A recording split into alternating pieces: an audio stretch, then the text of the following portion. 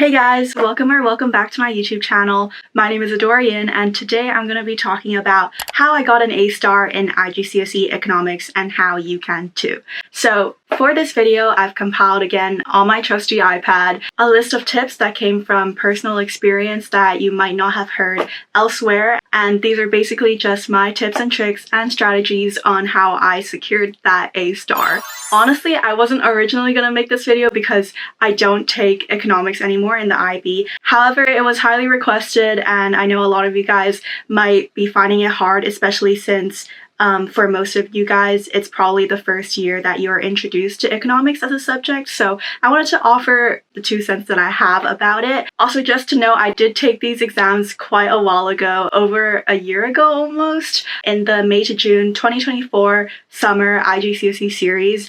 But I don't think that the format or syllabus has changed at all. So these tips will still apply. And yeah, without further ado, I'm just going to get right into it. I did separate my tips here into like general tips, also paper 1 specific tips, as well as paper 2 specific tips. So watch till the end to find out all of my tips and strategies. But yeah, to start off with general tips, as I say in all of my IGCSE tips videos, always familiarize yourself with the content first via the syllabus that you can find available online on the IGCSE Cambridge website. Download the one correct to your exam taking year, and it should list out everything that you need to know. However, I will say though that the IGCSE syllabus for economics is really not as detailed as the science subjects. And what I mean by that is that they don't really list out the exact definitions that you need to know for key terms and whatnot. They only just say like what it is that you need to know. So you kind of have to fill in the blanks for yourself in your notes that you make for yourself. However, it does set the guidelines and boundaries for everything that would be covered on a test and has a chance of coming up on the test. So you can rest assured that if you stick straight to the syllabus, it is going to be exactly what you study for, and you don't have to study for like extra stuff that won't come up. And to make your notes based on the syllabus, I would highly suggest that you literally just copy and paste the syllabus into your Google Doc or whatever software you're using, and then make notes corresponding to each syllabus point so that you know that you're not missing out on anything. And I would say that chapters 1, 2, 3, and 5 are a little bit more intuitive and easier to understand, whereas chapter 4 and 6 are a little bit harder, or at least personally and for my classmates as well, we just found it harder to grasp, and I'll explain that in a second. But chapters 1, 2, 3, and 5, they're mainly microeconomics, and they're more like observable in our real world, so you can kind of like apply your own common sense and just understand it. It's pretty straightforward. You do need to know diagrams and stuff. For example, in chapter 1, the basic economic problem, it's an extremely short chapter. However, the main points that you need to know is the basic economic problem, factors of production, opportunity cost, and PPCs, so production possibility curves. Basically, every year they're always asking questions in paper 2 about PPCs, so make sure you know exactly how to draw them. If they're not asked in paper 2, they're most likely asked in the paper 1. Next, for chapter 2, the allocation of resources. This is just more basic stuff. For example, the price mechanism in a market economy,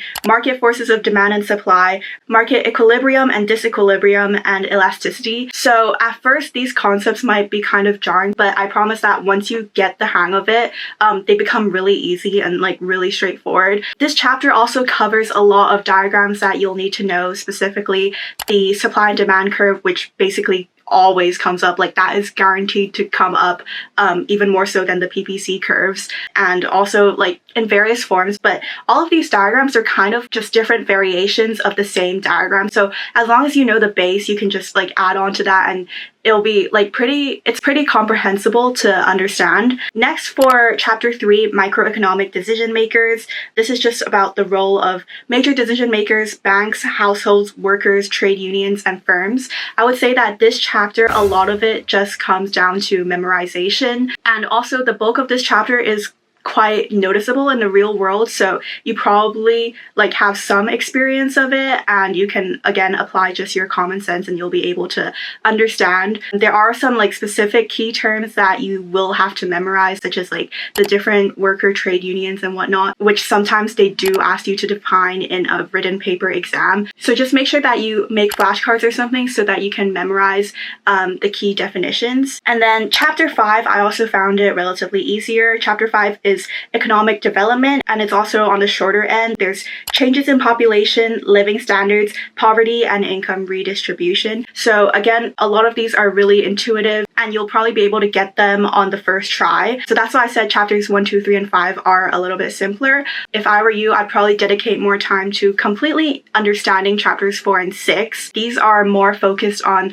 macroeconomics, and they're kind of like, I would say that they're less observable just as, you know, teenagers living in this world, because it's like on the government scale. So chapter 4 is government and the macroeconomy. So it's just about the government's different macroeconomic aims, conflicts that arise between the choice of measures used to achieve them. So even though I would consider this chapter a little bit harder, as long as you fully understand the relationship between like what governments are doing, the effects of that, and then the implications of those effects, you should be able to nail this content. And then for chapter 6, I would say that this is the hardest one in my personal opinion. So international trade and globalization, which is about the importance of trade between countries, the growth of globalization, and then you have to cover principles such as specialization, the role of free trade, the role of multinational companies, foreign exchange rates, and balance of payment stability. So a lot of these are terms that I had personally never encountered before, and like the average 14-year-old probably doesn't really know about. So I would say that, again, you should focus on studying the exact definitions of these terms and fully understanding the relationship, because they do come up in the paper 2s as well as the paper 1s. So yeah, just make sure that you know all the information enough so that you can like explain it to like a toddler or something. Okay, maybe not a toddler, but like a 7-year-old or something in a way that makes sense. And yeah, like it's also a kind of thing where it's like hard to understand at first, but once you get it, you get it. So yeah, that's basically the 6 chapters of the 0455 economics syllabus, and I'll also link the syllabus down below in my description in case you can't find it, the official one. And before I go into the paper specific tips, I'll just talk about some like general tips that I found. So as I've been mentioning before, make sure that you understand and can fully correctly use these economics terminology. And the reason why I say this is because you do score marks for your economic terminology in your paper 2 written responses, and you have to be very exact with them. You can't just pull something out of thin air. Like, you have to be using these syllabus-specific key terms. And another good way to do this, other than using flashcards, is in your notes, whenever that key term comes up, always bold it so that, like, in your brain, you subconsciously pay more attention to that key term and you're able to fully understand what it means. And in the written responses, you'll then be able to apply it in the correct phrasing. Also, just another general tip is that you should practice drawing and interpreting various diagrams. So as I mentioned before, the demand and supply curves, as well as the production possibility curves, they're introduced in the first 2 chapters. However, it's these same 2 diagrams that are recurring throughout, as in they use the same diagrams to talk about different situations in macroeconomics or just other things, but it's the same like core skeleton, if you know what I mean. So just make sure that you fully understand it just from the start of the course. And just to give you guys some examples, the demand and supply curve form the basis of all of the possibilities of the different elasticity curves, so P, D, and PES, which is in topic 2. It also forms the basis of the effects of government intervention, so the subsidies and taxation diagrams, which is also in topic 2, as well as wage determination and the minimum wage stuff related to like the government as a whole, which is in topic 3 and like macroeconomics. And then as for the PPC curve, this shows up again in the economic growth and recession diagram, which comes up in topic 4. So yeah, those are basically how all the graphs are kind of interconnected. But as I said, just as long as you know the basics, you'll be able to build on that in future chapters and as you go through the course of economics. So now I'm going to get into some paper-specific tips that I've kind of just compiled. Paper 1 is going to be shorter, and I know that I got a lot of questions on paper 2, so I'm going to talk more in depth about that. But first, starting off with paper 1, this is the multiple choice paper where you do 30 multiple choice questions in 45 minutes, and it's only weighted 30% of your entire grade. So the way this exam works is that you have the question sheet and then you are provided with an answer sheet. And then in pencil, you have to mark down like the correct answers out of A, B, C, D. Yeah, make sure that you're using pencil. That's like explicitly said on the start of your exam page, the front cover, but just make sure because there's always going to be like careless mistakes when you double check. I would say that the thing with this paper is that it's actually, they give you quite a lot of time. Like usually I was finished within the first 20 minutes, even if I was taking my time while going at it after just doing like a lot of practice. So you'll probably reach the same level. However, at the end of your exam, do not get complacent. Make sure you just keep on checking your answers because you honestly just never know if you accidentally filled out the wrong thing or like just anything could happen. Your brain was scrambled or something, or you put in like the opposite answer even though you knew what it was. But yeah, with these questions, the key thing is that you should be reading the actual question very, very carefully. Highlight like the keywords. Actually, I don't think you can bring highlighters in the exam, but circle the keywords, underline like what the question is actually asking for so that you're answering the right thing. Also, you are allowed to use your calculator in this paper, and there's gonna be a few questions that are just calculation based. They may look like easy calculations, but just for the sake of not making a careless mistake, just use your calculator. Like in IGCSE Economics, I was using my calculator for the most basic addition, but it's just because like when you're in a stressed environment, you don't know if your brain is like doing the wrong thing. So yeah, you can like use your calculator and be sure that you're given the right answer, if that makes sense. Also, another thing to know about paper 1 is that the questions are always in order of the topic. So 1, 2, 3, 4, 5, 6. Like they always come up in the same order of the relevant topics, and you can actually use this to your advantage. So for example, if you're in like the middle of the paper and it's like the topic 3 section of questions, if you're unsure about one question in that section, you should know that the answer should be related to something in that topic and it wouldn't be like topic 6 or something. You know what I mean? Like you can be pretty certain that it should be in like the same realm of what's going on. And sometimes this can be really useful for like the more abstract questions or the ones where it's kind of hard to say or you don't know the exact answer. Then you can at least cross some of them off by just process of elimination. And also just to add on to that, some of the questions are worded in a way where you're meant to choose the option that is best suited to the question. There could be like multiple, I guess you could say, correct answers. However, there's only going to be one that is like most correlated or just like most relevant to the question. So make sure that you're reading the question carefully and not just picking the first one that applies. Because as I said, multiple answer choices can apply to the question. It's just your task to choose the one that I guess applies the most or has the strongest relation to the question and like the whatever relationship is posed in the question. So yeah, make sure that you're mindful of that. And I would say that those types of questions are the hardest ones in the multiple choice paper and the ones that a lot of people just often get wrong because they're reading the question wrong. Also, just like another thing is that this paper 1 of economics, is usually one of the last papers to get tested in your actual IGCSE exam series. I don't know why Cambridge does this, but usually the multiple choice question papers are always put towards the back, I guess because it's like it takes less time to mark. So yeah, usually you will have quite a lot of time to study for these. Like for example, I think for my exam series, I had like 2 weeks with barely any exams before my Econ paper 1. So yeah, during this period of time, literally just spam practice questions and you'll be able to master it down because a lot of these questions are honestly like recurring throughout the IGCSE Econ paper 1s. If not the exact question, then just the same question type, because honestly, there's only so many multiple choice questions you can ask within the IGCSE economics syllabus. So yeah, just do as many practice papers as you can, and you will have it mastered down. And also, if you're short on time for studying, then I would say that you should identify the topics that you're weaker at, and then in the past papers, go to the section of questions that are related to the topic that you're weaker at so that you can practice those if you know that you have like an extremely solid base of all of the other topics. So yeah, that wraps up my tips for paper 1. Now I'm going to get into paper 2, which is also going to be pretty lengthy, but this is the structured questions paper, and this one is weighted 70%, and you have to sit there for 2 hours and 15 minutes, and it's worth 90 marks. So the way this paper works is that there's going to be one compulsory question in section A, which has 8 parts. So you read a passage of the case study, which is definitely going to have 1 or 2 diagrams, and then you answer those 8 questions that are all related back to the passage. So for this question, I would say that the first few question parts, they're always really straightforward, and like an easy calculation always comes up. You do have your calculator, so literally just like put it into your calculator and write down the steps and your answers.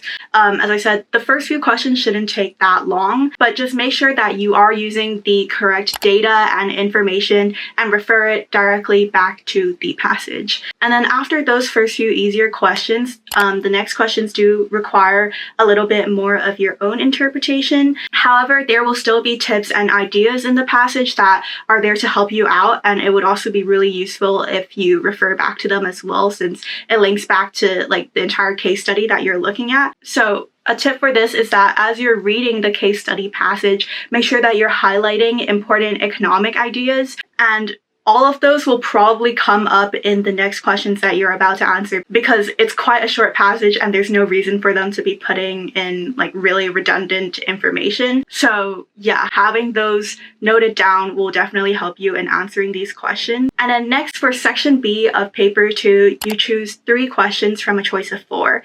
And each question has 4 different parts, so that ends up being 12 different questions. And then for each big question, the subparts are worth 2, 4, 6, and 8 marks respectively. So before I get into the answering strategies of these written answers, I'm just going to give you guys some general tips first. But the first thing is that you should always pay attention to the marks assigned to each question, because this is like really important and it's a guideline for telling you how much information exactly you need for that question. It also helps you manage your time more effectively if you know that like an 8 marker is coming up and you're still like you're spending way too much time on a 2 marker that doesn't matter that much. So yeah, these marks basically just serve as a guide to the level of detail and length that you need in your response, just so that you don't waste too much time on the questions that don't have so much weighting, and actually earn all the marks that you can get from the last few questions that are usually worth the most marks. So now I'm going to talk about those 2, 4, 6, 8 marks worth questions, which, as I said, come up both in the last few questions of paper 1 as well as basically every question in paper 2. And the key thing here to understand is that the question is always centered around the command term. And the command term is the first word of the question that tells you what they're looking for. All of these are also listed in the syllabus with the exact definitions of what they're expecting from each command term, so make sure that you read these through carefully. I will also put an image up on the screen for you to read through. It literally gives you a clear guideline of what they expect from you and like the amount of detail that you do need in your answer. So I'm just going to run through the common ones. The 2 marker is usually always a define question where you have to give your precise meaning using accurate keywords and a textbook definition. This usually will earn you 1 or 2 marks. If it earns you 1 mark, another mark would be awarded for an example. So make sure that you reference an example. The context of each question is usually helpful for setting the scene. So your example can reference back to the example that is given, which is just like that little short paragraph before the question parts, and that would probably be really helpful. And yeah, since this is a 2-mark question, literally all you need is 2 to 3 sentences. Keep it short so that you don't waste your time. But I will say though that this is where your flashcards and stuff come in, because you just have to list out the exact definition and you'll be fine. Next, for the 4-mark questions, it usually has the command term explain or something of like the similar meaning. And what you need to do here is to list out 2 points and the reasoning. So for the reasoning, it's basically the why or like the how. So the structure of answering this question is point 1 and then explanation, point 2, explanation. So here you have to make sure that you're making the relationship between things of like whatever you're talking about extremely clear and evident. And if you're not confident in the 2 points that you have written, you can write a 3rd additional point, which is also like a point explanation structure. And I say this because if you get one of the points wrong in like the first 2 points that you list out, sometimes the mark scheme will award points for the 3rd point that you list out that is like a correct answer in their mark scheme. However, this isn't always the case. Sometimes the mark schemes tell the examiner to explicitly ignore all points after the first 2. So yeah, it really depends on the mark scheme, but since you don't know what the mark scheme is going to say, I feel like it's safer to just list out 3 points and the explanation. It also should not take that long because it's quite literally just 3 points, and it should be pretty straightforward. And then next, the 6th marker is usually an analyze question. So for this question, you again answer the question with 3 to 4 points and you use reasoning. Here, I feel like this one is also quite similar to the explain question, but you just have to identify elements and the relationship between them with the use of economic theory. So it's kind of just like a further level up to the previous explanation kind of questions. Also, because of the fact that it is worth 6 marks, you are expected to add on 1 additional point compared to the explained questions. So the way your answers to these should be structured is that each point should be stating like the relationship. So it would turn out to be something like A increases B because ... which leads to ... So as you can see, like it's a very straightforward kind of explanation. You don't really have to put in too much like additional stuff. Like you just stick to the economic theory and you'll be fine. Also, sometimes for these 6 markers, they do ask for a graph, and you know, with all your graph drawing skills, you should be able to do one really easily. And the graph drawing here does award a lot of points, so just make sure you're doing it exactly the way the IGCSE syllabus requires you to do it, with like the correct axes labels, the correct curve showing the relationship, and then with each graph response also add on a written response explaining it, because sometimes you do get extra marks awarded for that. Okay, now moving on to the final part of each question, which is arguably the hardest one. It's the 8 marker, which is basically always a discuss question. So over the 2 years that I've done this course, I've developed a strategy to answering this question. And basically all you need to do is that you have to give both sides of the argument in a very structured and in-depth way. So with economics, because it is a humanities subject, it's obviously not black and white. So you have to list out both the pros and cons of what the question is talking about, or like just like advantages and disadvantages. That's literally always like what the question is based around.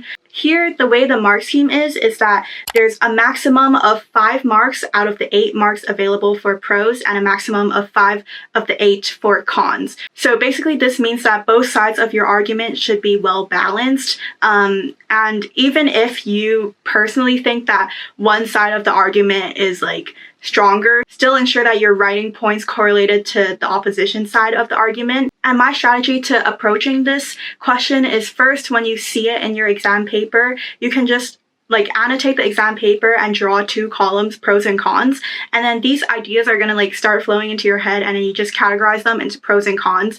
And if you can't think of pros and cons, literally just look at the economic term that is listed in that question, and then think about all the topics you know that are related to that, and then list them out based on if it would be an advantage or disadvantage.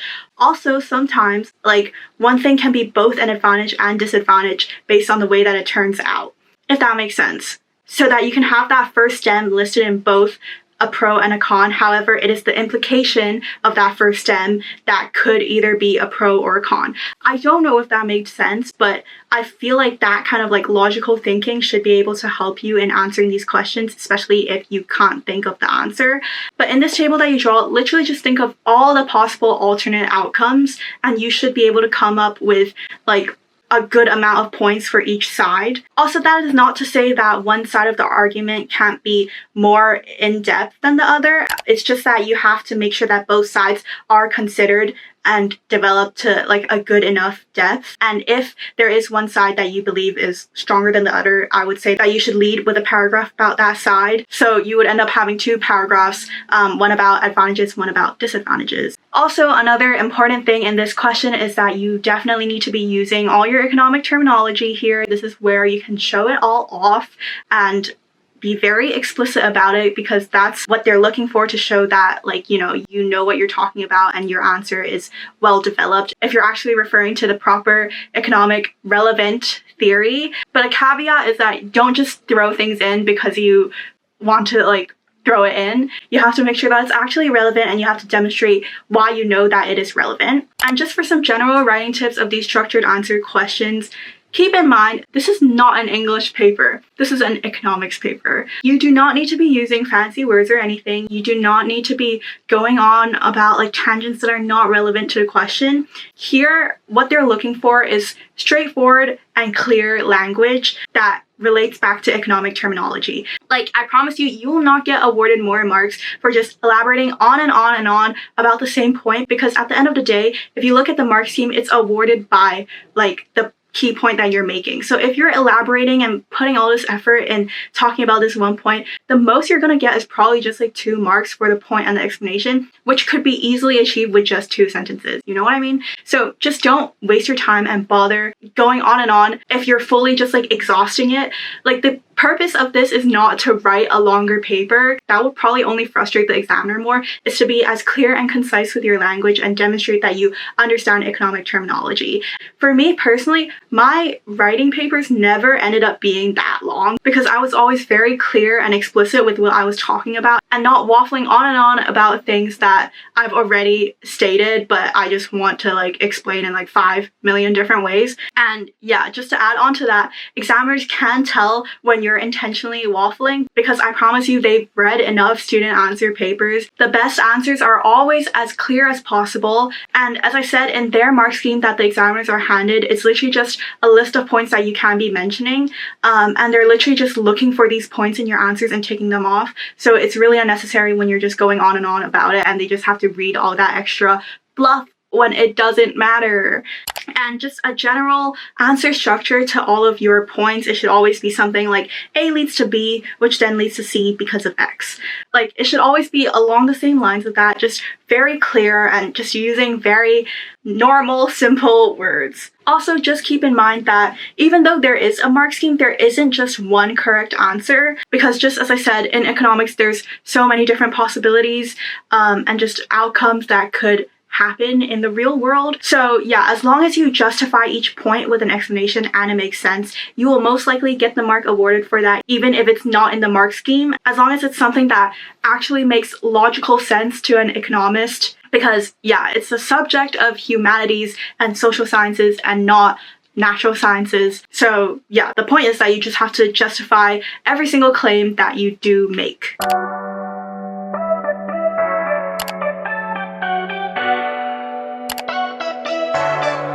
I hope all of these tips help you understand how you can master the IGCSE Economics course and earn all the marks in a less time-consuming way and get that A star that you deserve and have been studying for.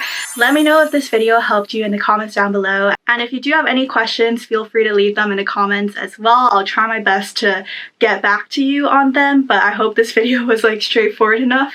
Also, if you look at my YouTube homepage, I do have a playlist of all my IGCSE tips videos that I've made in the past. So if you have the same subjects, feel free to look at those for more tips and strategies that I've used as an A-star student. I've covered all the sciences, so biochem, physics, compsci. I feel like I've done more. Oh, I've done English language as well. And yeah, my next and probably last IGCSE video will be about maths. So that will be coming soon at some point. And also I have been selling my IGCSE notes for all these subjects for the past year, which I've worked really hard on in like making proper explanations for each question. So if you're interested in buying them, you can email me or DM me on Instagram and I'll get back to you on that. And yeah, I think that's it for this video. Do comment down below any other video ideas or suggestions that you guys want to see from me. And thank you guys so much for watching. Make sure to subscribe, turn on the post notifications, and leave a like on this video. And I will see you guys in the next one. Bye!